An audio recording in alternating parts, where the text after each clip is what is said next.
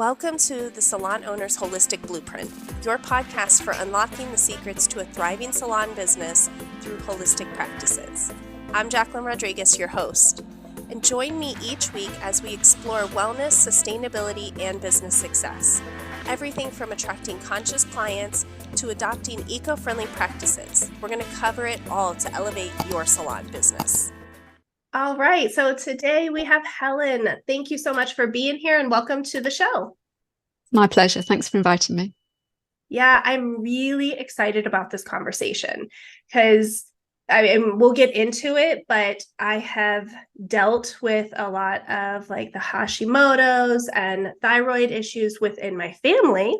My now 17-year-old son was diagnosed a few years ago, and then also just in the industry, the beauty industry for so long, I've seen so many of my fellow hairstylists have these thyroid conditions. And, you know, in my research and all of the things that I've been looking at and what I teach to really is kind of connecting the toxins that were around day in and day out, and like a lot of toxins. So I cannot wait to hear your expertise and like really dive into like what is there, what we can do, and how we can start like taking some steps towards just protecting ourselves. So tell us a little bit about you. Okay, so I'm 46 now. I am a Hashimoto's recovery specialist. I practice as a nutritional therapist and a health coach. I've been doing that for the last several years. I also have Hashimoto's myself, and I struggled massively with it. It's what pushed me into studying nutrition myself and helped me recover my health. On a personal side, I live in the French Alps with my husband and my two dogs. So we've been here for kind of close to 15 years now. I love skiing. I love getting out snowboarding. Hiking in the mountains, and all of that was completely impossible when I was really ill with the Hashimoto's and prior to the diagnosis. I've had to make a lot of changes to get to the point that I'm at, and the chemical side of things when it comes to products was a major part of that. Huge part of it. So first off, that is a beautiful location. And I love I don't ski or snowboard, like that would be probably disastrous, but the hiking part of it, I love. So yeah. All of that is really cool. And when you were diagnosed, like tell us a little bit about your journey of like, how long did you have the symptoms before you got diagnosed? I would say my symptoms started when I was at university. So my second year at university, I'd be about 21. I got glandular fever. I also had my hepatitis B vaccine at the same time. I had a long-term relationship that had ended. I had exam stress. I'd lost family members and a really close friend. So I had a lot going on. My lifestyle never stopped. I was on the go constantly, playing sports at university, working, partying with friends. It was just endless. And that's when the symptoms started to catch up with me. The gut symptoms were the initial issues I had. The fatigue was intermittent. And it slowly got worse over the years. In 2004, probably about 26, I was diagnosed with celiac disease. And I thought, great, cut out the gluten, it's all going to go away, there'll be no problems. Unfortunately, it didn't quite work like that. It did help initially, but then it got worse and worse again. At the time I was diagnosed with a celiac disease, they also tested my thyroid and it came back abnormal, but they only tested the TSH, and I didn't know at that point that I should have requested antibodies to be tested. It wasn't checked again for another 8 years, and I suffered massively in that time. That I was going backwards and forwards to the doctors, complaining of constant symptoms, hair loss, weight gain, depression, mood issues, brain fog. My memory was horrendous. I'd lose track of whole conversations. I'd deny conversations that had taken place. I couldn't recognize people's faces, people I'd known for a long time. I couldn't remember their names. I couldn't remember where I knew them from. I would get lost in places that I'd known for years. I couldn't get my bearings at all. it really, really knocked my confidence. I was finally diagnosed with the Hashimoto's. 2 years after that, I was diagnosed with a B12 deficiency, which is autoimmune. And this whole period was horrendous. I managed to work. It was probably the only thing I was able to do. I really struggled to do that. I had no social life. I wasn't able to ski or snowboard or do any of the things that I loved. It was just existing, going to work and dragging myself through the day. Yeah, it was pretty unpleasant. It all spanned probably about 12 to 14 years in total, of from the first diagnosis of the celiac until I started to turn things around a little bit. Okay. Wow. That is a lot to unpack. Yeah. First off, because I mean, you have multiple autoimmune diseases, which we have heard that they are connected. And once you have one, you open yourself up to having multiple, right? Yeah, completely. And tell us a little bit, like, do you know, because I mean, I know what I've been told, but as an autoimmune, what does that actually mean?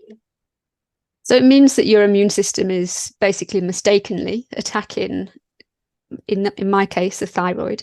It's creating antibodies against its own tissue, basically. And the damage that causes, the inflammation that causes, is what reduces the production of your thyroid hormone levels, which means your cells then aren't getting the thyroid hormones they need. It means they can't function as they should be able to. It slows your metabolism down. It slows, obviously, that energy production process down. It slows your detox pathways down, which are really important for the chemical side of things with the products and the hair care, the skincare. It has a massive impact. Wow. Yeah. And when I mean, from what I've been told, because I also have an autoimmune, I have had vitiligo ever since I was 4 or 5 years old. Now, I've never had any other diagnosis for any other autoimmune. And I had done, over the last more recent years, probably the last 3 or 4 years, I've actually been doing a lot of like holistic practices, right? Reducing toxins over the last 12 years, but energy work on my vitiligo as well, which has been a huge game changer, with energy and frequency work alongside reducing all of my toxins, and living more of a holistic lifestyle has made a big difference in my life. So when we have all of those things, like what I had been told, because they don't always have an answer for why these things happen, or what happens in your body, other than, that's what I've been told too, is like, your body is just attacking itself. So your body is attacking your thyroid, mine's attacking my melanin. Yeah. And it's wild to me. So take me through some steps like that you learned that really is like connected, because we're talking to hairstylists and salon owners, people in the beauty industry, and we are around so many toxins all day. And I think I mean, like 20 different products a normal consumer, right? Yeah. Uses on a daily basis. And that's kind of like the middle of the road. Some people use less, others use way, way more. But when we're talking about hairstylists in the beauty industry, we are in those toxins 20% or more than a normal consumer, just person living day to day. We do all of that too, right? Because we're getting ourselves ready, but then we're around all of this stuff day in and day out, touching it, breathing it, all of that. So tell us a little bit about what is in it that's harming us, and what can we do? There's various different things that are in it. One of the big things, especially when it comes to Hashimoto's, is the endocrine disruptors, and they tend to be in a lot of the products that we use. One of the first things I'll ask when I'm working with a client is what their profession is. And if they say a hairdresser, it's usually a big flag for me that they're going to need mitochondrial support, they're going to need liver support for that detoxification pathways, and we're going to need to look at getting some of those toxins out of there wherever we can. those endocrine disruptors, obviously, your thyroid is part of your endocrine system. If one side of it is out of balance, it knocks onto the rest of it. So your adrenals are a part of your endocrine system, your sex organs, so your ovaries, your testes. So it can impact fertility, it can impact your weight, it can impact your mood. Obviously, like I said, it can impact that thyroid hormone production. So it can have those chemicals can have a major impact on what's going on and how you're feeling. Some of those symptoms you're going to be noticing are things like fatigue. You're going to be noticing gut issues, skin reactions, maybe hair loss. Quite often, actually, hairdressers are some of the first people to tell patients that they may have a thyroid condition because of the change in their hair structure, the loss of the hair. It's usually a big flag for hairdressers that there's something going on, to go get yourself checked with your doctor. But yeah, the extra exposure to chemicals for hairdressers is massive, and particularly for those endocrine disruptors. If I can get my mouth on my words. I know it's a mouthful, all of these terms, but endocrine disruptors are huge. And you just said why. Now, when we're looking at our products, like, do you have an idea of what the actual ingredients are that are causing this? Like, I know I talk a lot about different things, but I am not a chemist or a scientist or a doctor, but it's just things that I have read and researched. So from your point of view, like, what are the ingredients that we really should, like, just stop using being around? There's quite a lot. I don't look into the specific ingredients. I don't have a list. I do use the EWG's app and their website, and I have an app as well called Yucca that I use, and you can scan the product basically, and it will flag each ingredient and tell you whether it's high risk, low risk, give you a rating of the product from poor to excellent. So you can see what those ingredients are, and you can see basically what the issue is that they're flagging. Is it because you're likely to have a skin reaction to it? Maybe if it's a scent or an essential oil, sometimes they can cause skin reactions. Or is it something that's going to disrupt your endocrine system? Is it something that's going to be carcinogenic? Because some of those products as well that are in our daily beauty products can also be carcinogenic. It can increase things like thyroid cancer, and things like that. So we do really need to be careful, and I would really recommend using those apps, looking on the EWG website and looking at what you need to be avoiding, and start to make those changes. Okay, I love that you said that, because again, as hairdressers, we're not scientists or doctors, and like trying to list out the ingredients or trying to know all the ingredients, unless you are really into that, it is very hard. So I, like you, I use the EWG. I've used what was the name of the other one? Yucca? Yucca, yeah, Yucca. Yeah. Okay. Yeah. And then I use another one, Switch Natural, which is a great one. Again, it is so easy. So for everyone listening, like, if this is overwhelming and you just have no idea where to even start, right there's your answer. Yeah, you don't have to memorize a huge list. Yeah. Yes, you do not have to become a scientist just to know what to use, what not to use. I use this in my day-to-day life, even because I have a teenage daughter, and every teenage daughter, like every teenager wants to go out to Sephora and what's the other one? Oh goodness, Ulta. And they want to buy makeup and they want to buy all of these things. And teenagers don't listen. They don't believe that we know what we're talking about. So what I actually did was I went through the store with her and I scanned it and then I showed her. I'm like, okay, so this is what's in that product. And then we picked other products that had less of the toxic ingredients.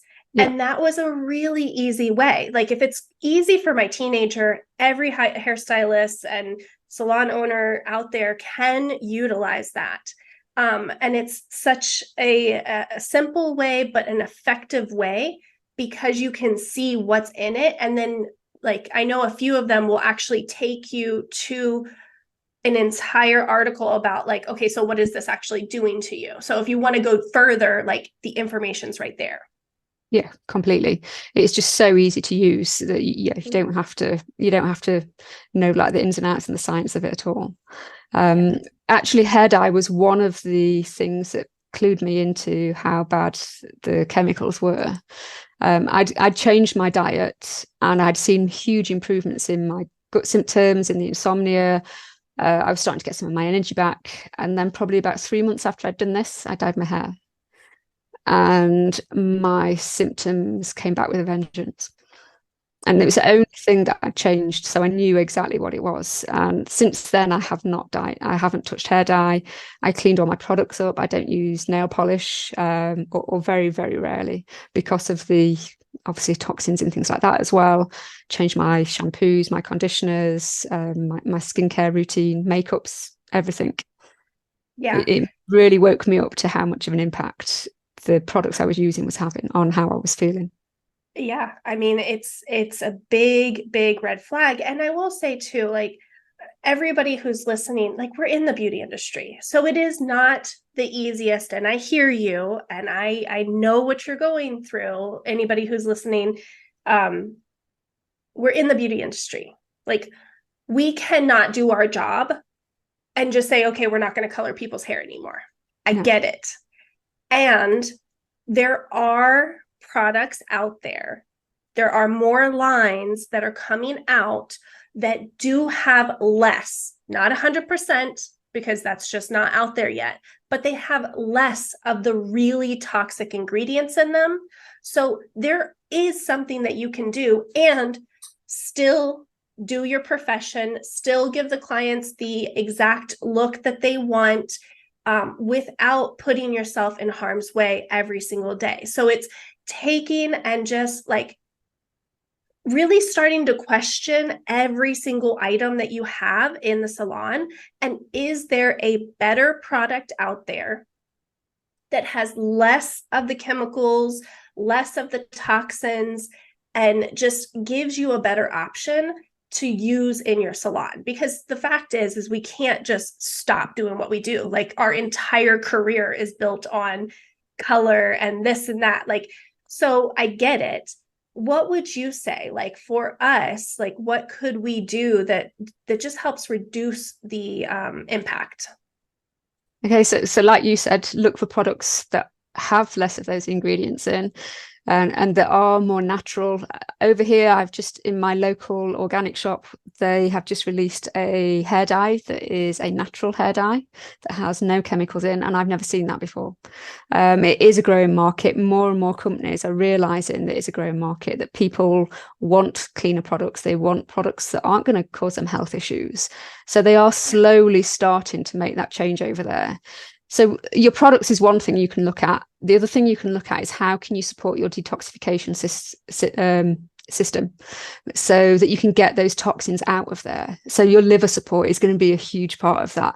So making sure your diet is pretty good so that you're having mainly a whole foods diet, getting lots of bright colored veggies in there and fruits, lots of greens, lots of bitter greens in there, lots of anti-inflammatory ingredients such as your omega-3s from your oily fish. Things like ginger, turmeric, garlic are all really supportive of that detoxification process and that inflammation pathway. So you can look at it from that side. If you are going to be exposed to those products, you can reduce that exposure. You can't stop it completely, but supporting your system to deal with that. Things also like dry brushing that can help get those toxins out, where your liver will start to push some of the toxins through your skin.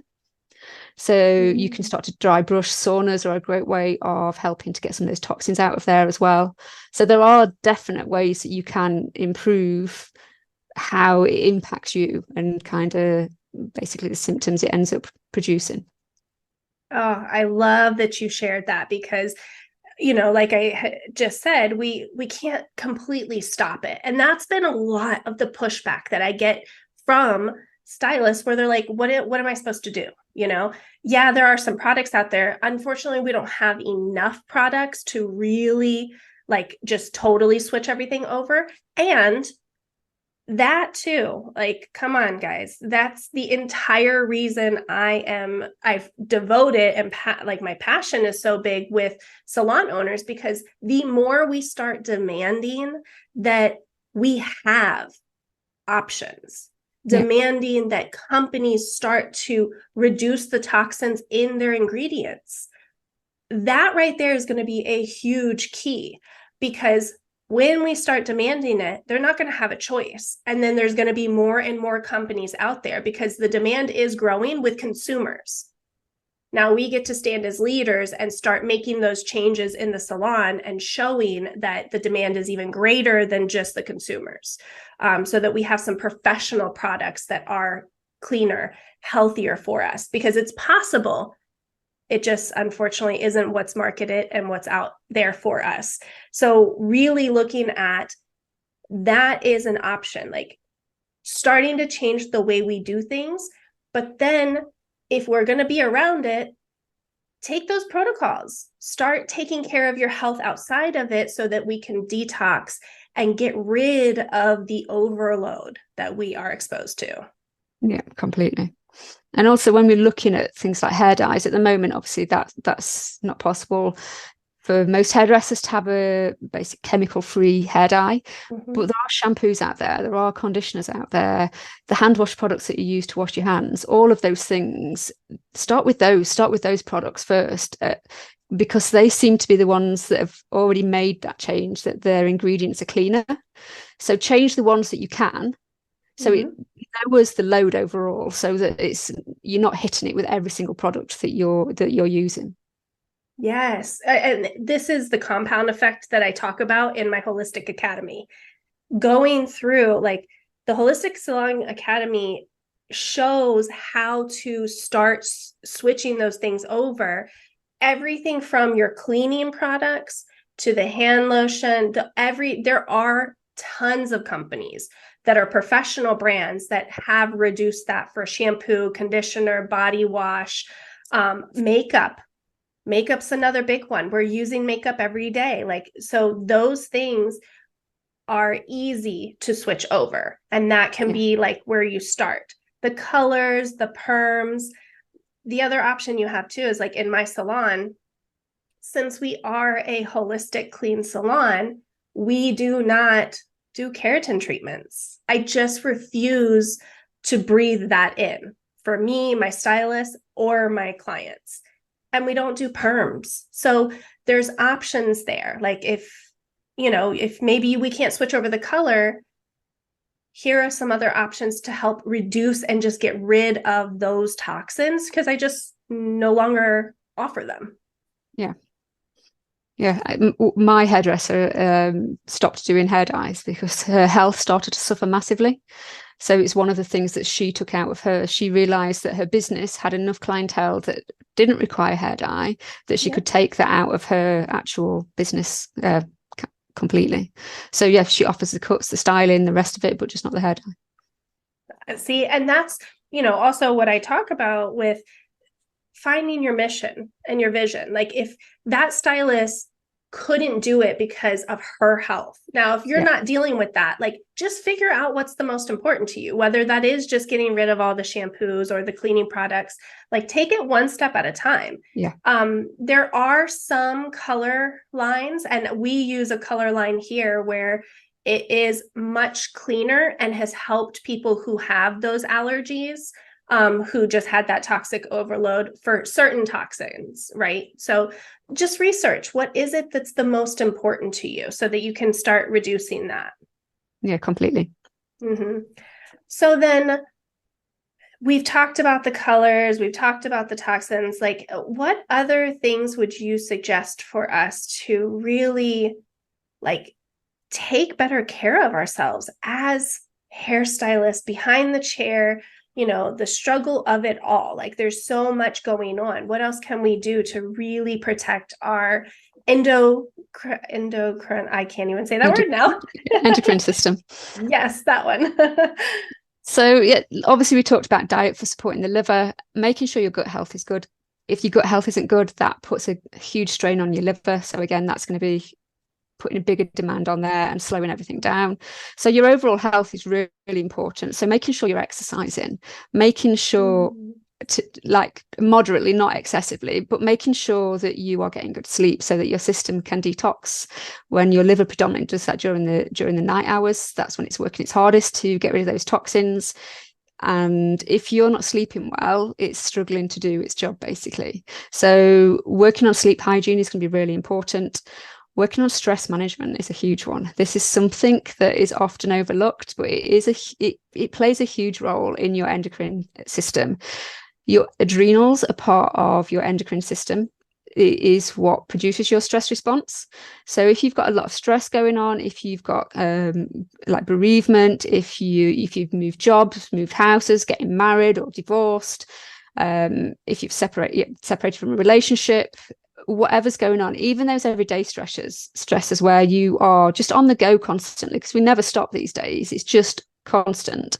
This is all triggering that stress response, and that is causing the release of cortisol from your adrenals, from the adrenaline, and this is increasing inflammation. It's going to burden your liver even further to deal with that inflammation process. So you can start to introduce things like stress management techniques, things like breathing exercises, meditation, getting out in nature. If kind of the breathing and the meditation aren't your thing, just get out for walks in nature, being mindful, being present with what you're doing, and kind of doing one thing at a time. And we were talking about before we started recording with having like dozens of tabs open on your computer. Your brain's like that. You've got all these tabs open, just trying to focus on what you're doing at that point and just being more mindful. Taking time for yourself, something women are really, really bad at. We tend to be the bottom of the list. We tend to look after like our partners, our kids, and we come at the end of that list. So we don't take that time for ourselves to switch that stress response off. And that's going to have a huge impact on how your endocrine system functions. And taking some of that away, taking some of that stress away, can help, again, that load that we talked about with the chemicals. So you can't take all those chemicals away, but how can we support the endocrine system in other ways? Stress is a major one of them. Well, and like you said, that women don't take care of ourselves. Hairstylists are known to not take care of themselves because we are very empathetic. We're service-based. Most of us are like heart-based. We love to take care of our guests, our clients. So we end up fitting in people when we know we shouldn't. We end up working really long hours. And I mean, you look on, it's like a running joke that we don't eat. We're drinking like 4 or 5 venti Starbucks coffees as our meals throughout the day, and like eating food over, mixing a color bowl. It's funny, haha, for memes. But the fact is, that is what has been actually happening in the industry. Like, that is a known toxic behavior that we're doing. So again, I teach in the academy, like, how to structure your day so you have time. Like, it's a no-go for me. I have time in my day to sit down and eat my lunch like a normal human being. And my clients don't suffer for it. My wallet does not suffer for it because I'm taking better care of myself.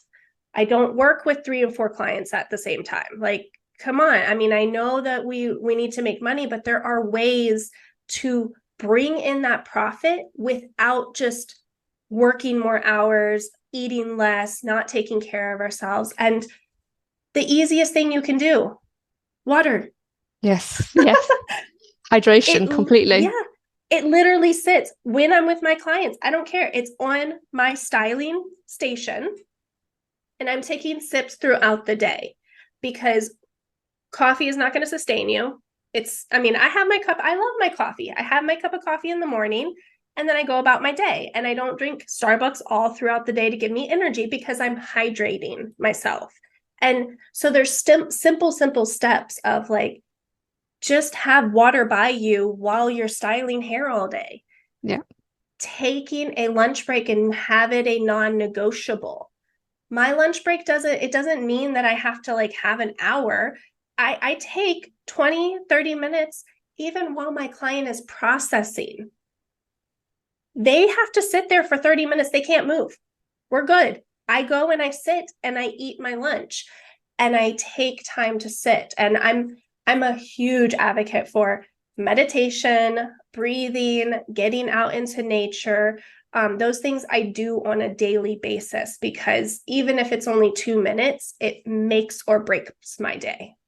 Yeah, completely. And the thing you were saying about the coffee and the lunch breaks, this is something I work with a lot with my clients, is the coffee stimulates your adrenals, it stimulates that stress response, so, which I was just talking about. So we want to calm that down. So less coffee, more water is going to help you. And if you're saying that I can't get through the day without my coffee, then you probably need to cut it out the most. You need to kind of get that water in there the most, because you're living on that stress response. And the same with the eating, taking your time for your meals. Your system needs to produce enzymes, it needs to produce stomach acid in order for you to break your food down.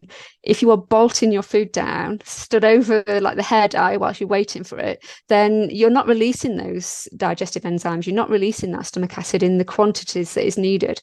You're going to have gut issues, it's going to impact your liver, and it's going to impact that detoxification pathway. Yeah, I very much, like, as you're talking, I envision a cycle, right? It's this circular cycle that we just keep doing these things over and over again. And if we're not breaking that cycle somewhere, it is going to lead us, whether it's now, 5 years, 10 years from now, where we just can't function. Yeah. And I mean, seriously, like, I have friends, I know so many hairstylists who had to quit their profession because they just simply couldn't handle the toxic overload, the stress, the amount of hours that we put, stress on our bodies too. And it doesn't have to be that way. Like, there is Yeah. a way to have a super thriving, successful business and not, take away from our health at the same time. Yeah. Yeah, you do not want to wait till you're in that position where your health is so bad that you can barely function. I left it to that point. I didn't know what I should have been doing. I didn't know what was triggering those autoimmune things. Funny, you talk about the chemicals with hairdressing. I was a scientist and I worked with a lot of chemicals, and that was what coincided with when a lot of my symptoms started as well. So it's that exposure again, and talking about what causes that autoimmune process to turn on. Some of it is genetics, but what turns it on? Because you can have the genes that kind of say that you may be more likely to develop Hashimoto's, but what turns it on? And it is quite often things like chemicals. It is, so certain jobs are obviously worse. It is, like I said, infections, trauma, things like that. So it's a combination of things. It's not usually one thing that triggers the whole autoimmune thing, and that taxing of your endocrine system and your immune system, your liver. None of your systems work in isolation. Everything works in conjunction with each other. So if one area isn't working as it should do, it's going to impact the rest of your system. Yeah. And especially if you're already genetically, like, predisposed to having that. And so I have 2 kids. My son is now 18. Just last week he turned 18, and my daughter is 15 and a half. Because I had vitiligo from young, I mean, for a long time, I really worried about them getting vitiligo. Like, it was an excruciating issue to have as a younger kid, losing my pigment, being very spotty. Like, now everybody sees me and they're like, oh, you have this beautiful, like, porcelain skin. That's all my vitiligo. I barely have any of my actual pigment left. So you don't see a whole lot of that. And I protect myself. And now, like, even if I am in the sun, I'm very protected. So it's not like my natural color shows through very much because I don't get tan. Yeah. But I was worried about my kids having to go through that. And then, like, they're fine. They haven't. I mean, that could still happen because it can. I know people who didn't even start to have symptoms of vitiligo until they were 40, 50, whatever, right? So it can come at any time. And I wondered about that because my son, when he was 16, he's top athlete. He's, very healthy kid. Like, we cut out a lot of toxins, not everything. We are human and we live in a very fast paced lifestyle, with kids and, going everywhere. But we had a lot of those toxins like cleaned up and things like that. But with having an autoimmune, and that maybe he's predisposed to that, he ended up at 16 being diagnosed with hypothyroidism, and then they diagnosed him with Hashimoto's, and it was by a fluke. I mean, we went to an urgent care, and he was having like these attacks where he was dizzy, he couldn't sit still. I mean, like literally sitting there, and he was just not responsive. It was so scary. So they went and checked his brain, his heart, and the lady at the urgent care was like, I'm going to check his thyroid. First off, that threw me way off, because typically we see thyroidism and Hashimoto's in women. Yeah. And older, like not so young. Am I right? Yeah, but it is getting to be diagnosed younger and younger now. Yeah. So she took me by surprise. Like, I didn't expect that. So I was like, yeah, I'll test him. So I didn't even think. And then next thing you know, they're like, yeah, he has hyperthyroidism. And then the symptoms got a little worse, and they tested his, you said antibodies? Is that how the Hashimoto's? Okay. Yeah. So all of that, like, it was so wild. And seeing my poor son, I mean, it was a very traumatic time for us. He would be sitting in school at his desk, get really dizzy to where he would not be able to stand up and walk out. I was in and out of the school constantly, because they would call me and they would wheel my 16-year-old son out in a wheelchair because he couldn't stand on his own. Super traumatic. We've had a lot to, deal as a mother. Like, I don't know what to do and how to help him.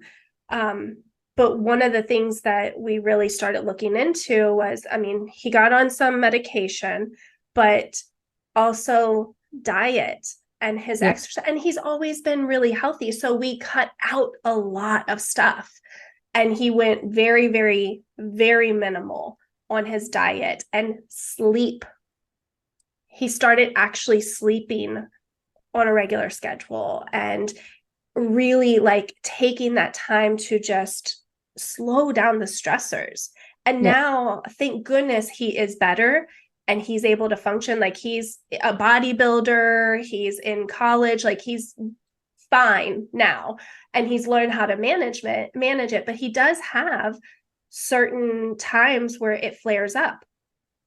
And one of the big things is sleep. Like, there's been a few nights where he just didn't get the sleep. And next thing you know, he's all over the place and he doesn't feel well. Yeah. Like the slightest thing can trigger it if you're not careful. Yeah. And like you say, probably at the age as it is as well, it's harder to manage, I think, at that age than it is as you get older, when you're wanting to be on the go all the time. I certainly was that way, and I really wouldn't wish it on anyone else.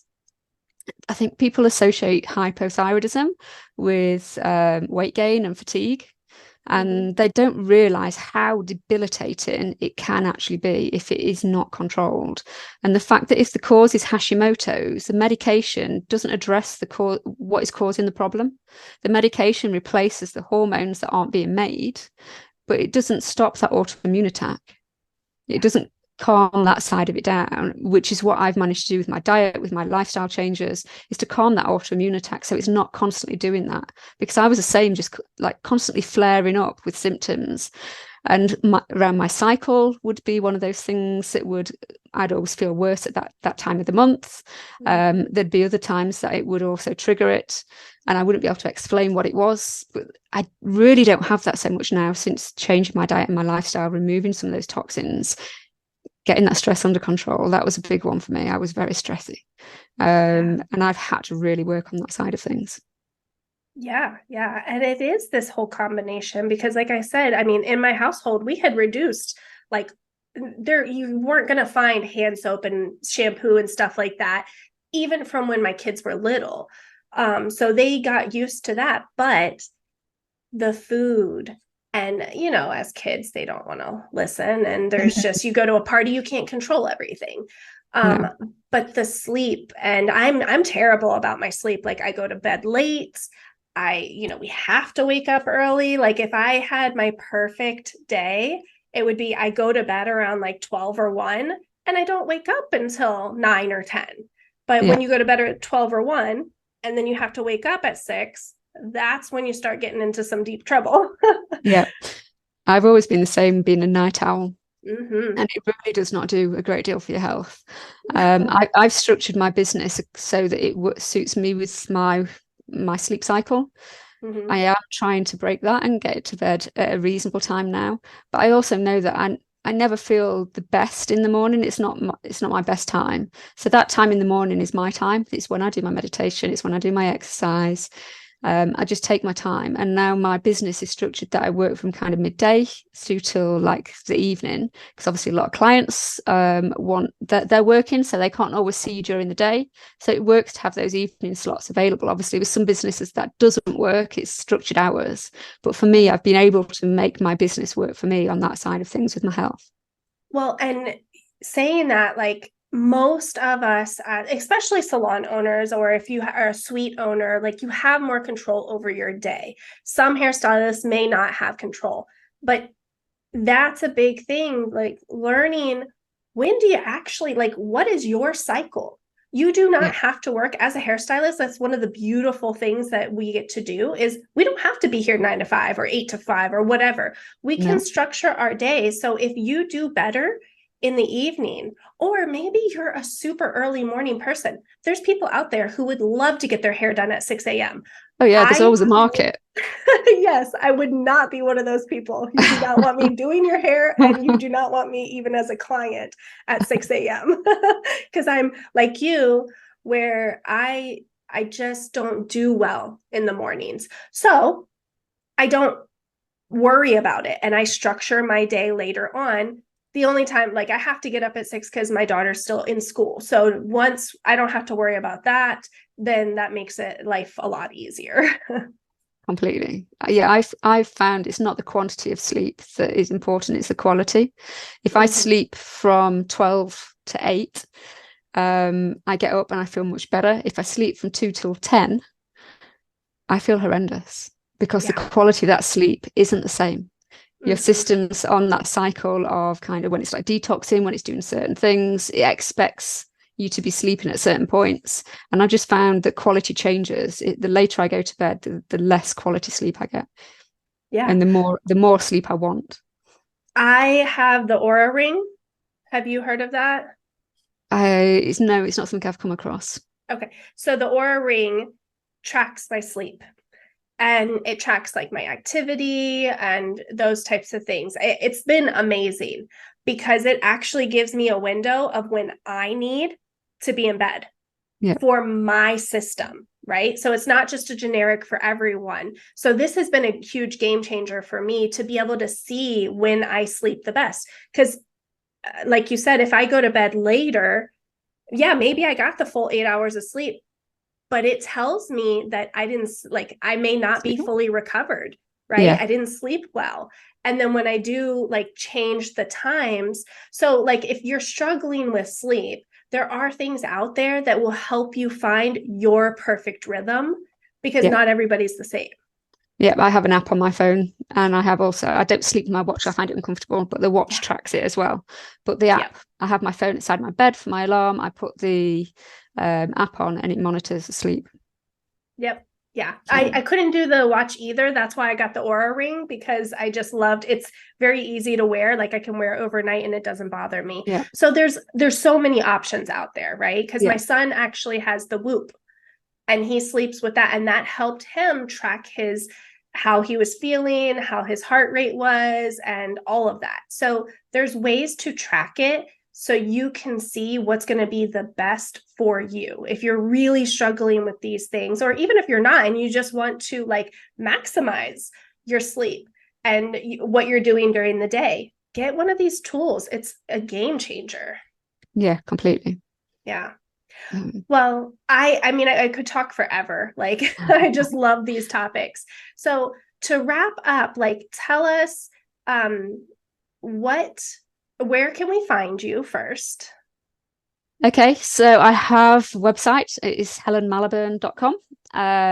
You can also find me on Instagram. And again, that is Instagram/HelenMalaburn. I'm on Facebook. I have a Facebook group specifically for those with Hashimoto's and hypothyroidism that are wanting to change their diet and lifestyle. And that is Hashimoto's Nutrition and Health. Where else am I? I'm also on Pinterest as well, Hashimoto's Recovery Specialist. Yeah, there's a few places you can find me. We'll have all of those linked in the show notes. So make sure you click the show notes and go find Helen and follow her. And then just to wrap up, like, do you have any other tips or anything else that you wanted to say? I think we've covered a fair amount of it. We were talking about the weight gain as part of like the endocrine issues and the cycle things, the stress response. I have a balancing blood sugar free challenge that is coming up next month on the 11th of September. And that is going to help basically you deal with stress, can dysregulate that blood sugar balance as well as what you eat. So we're going to be talking about that in order to improve your symptoms with thyroid conditions, endocrine disorders. So if anybody's interested in that, then yeah, get in touch. Yeah, well, we'll have the link. If you give me the link, we'll put it in the show notes too. Why not have that all right there so that you can find her easy. Make sure you follow Helen. Make sure you take a look, and like, if nothing else that you get from this episode, just awareness, like just being aware of what is possible is such a big thing. So take one or two things that you learned from this episode and start putting them into action, and you'll see a big improvement. And then you can start adding more. Like, don't try to do everything we talked about overnight or all in one go. I mean, we both have been on these journeys for a long time, and it is a journey, right? So just take one or two things that really just popped out to you, resonated with you, start making those changes, and then let us know how you're feeling. Let us know, keep us updated. Like, I'm a real human on the other end of my Instagram. I love hearing, progress and what people are doing. Like, is it making a difference? And I'm sure Helen would love to hear that from you too. Completely. Yeah, definitely. Well, thank you so much for being here. This has been so eye-opening, and I just love that we get a chance to like bring this awareness and this change to the industry. So needed. Thank you for having me. I've really enjoyed talking with you. All right. Well, thank you, everybody. Make sure you hit the show notes and subscribe, like, follow me for more information just like this. Talk to you soon. Thank you for tuning in to the Salon Owner's Holistic Blueprint. If you enjoyed today's episode, be sure to follow and subscribe. Until next time, stay inspired, stay passionate, and keep thriving in the world of holistic beauty.